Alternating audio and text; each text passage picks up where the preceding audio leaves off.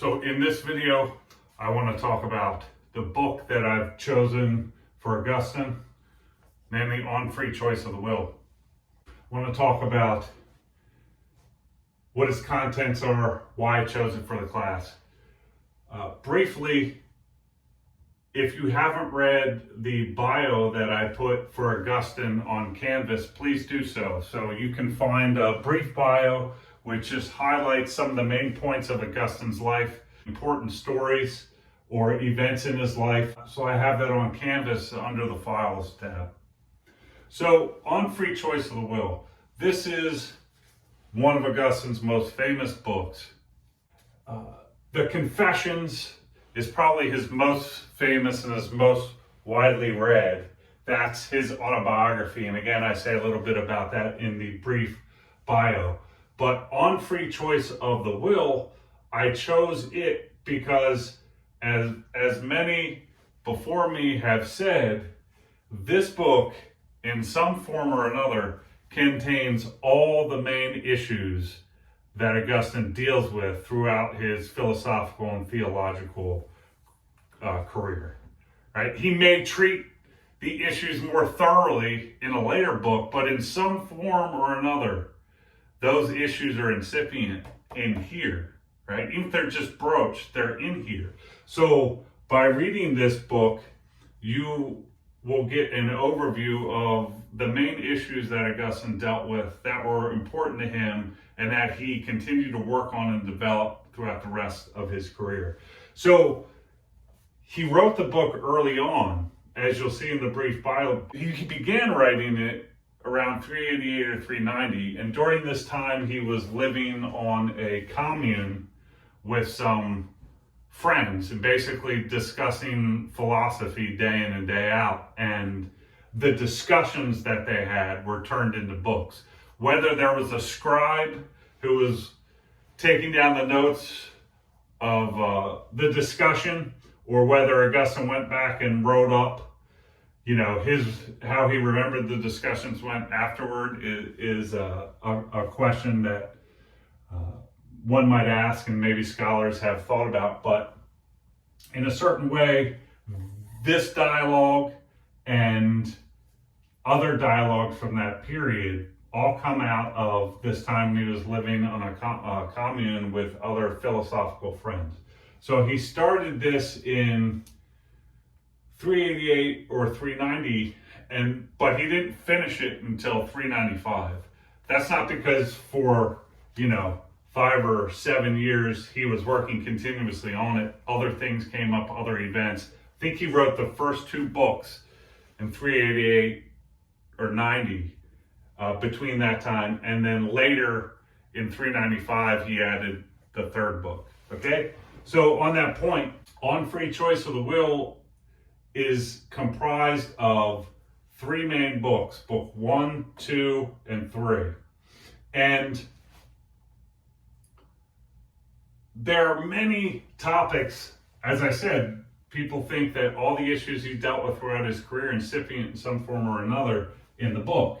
There are many different topics that come up in all the different books, but the ones that we're going to focus on are mainly these topics in books 1 and 2.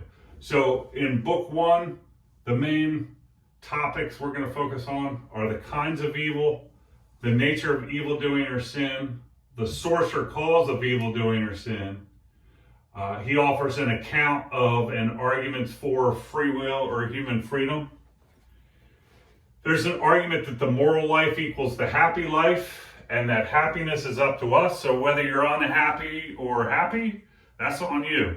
It's up to you. And we're also going to get an account of the 2 kinds of goods and the 2 kinds of humans. In book, and that's not all that's in, that's a lot in itself for the 28 pages that are in book 1. But by no means, this does not exhaust the topics. As you'll see, it's wide ranging.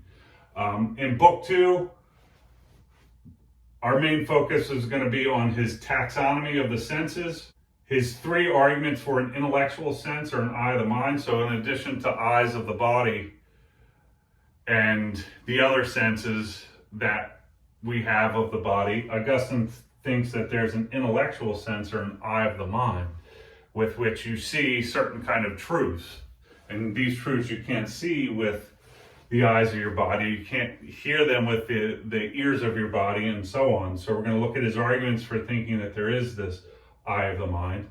And we're also going to look at the argument for God from truth, which is not often discussed. If you look at in philosophy of religion classes, I've never seen this one discussed, but I think it's one of the most interesting and persuasive arguments that I heard. So, I want to make sure that we include it in our discussions.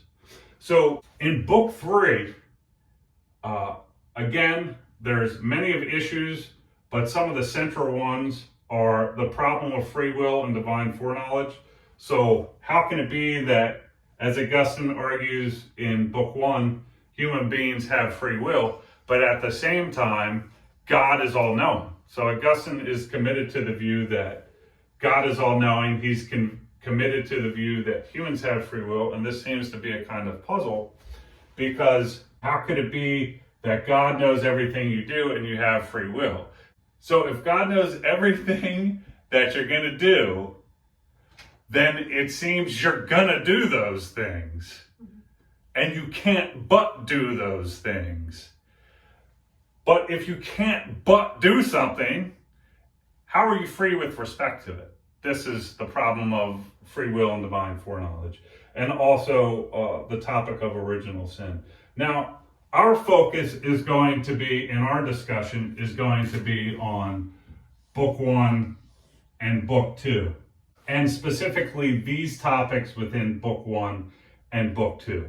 Maybe I'll add one or more as we go on. The stuff on book 3, I say that just to give you a heads up of some of the topics that are discussed in there, but I doubt we'll have time to discuss them. But if you want to read on your own or discuss these things with me in office hours, I'd be happy to.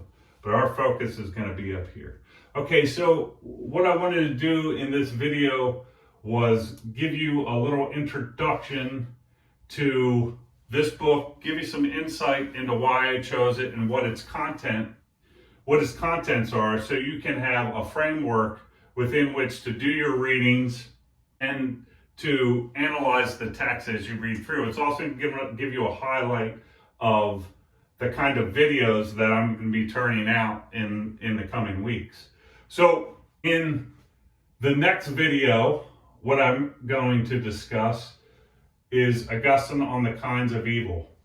So he's going to make a distinction between 2 kinds of evil, and in the next video we're going to see what those kinds are, look at some examples, and that'll put us in a good place to then go on and talk about one of those specific kinds of evil, namely evil doing or sin, which we'll talk about in a further video.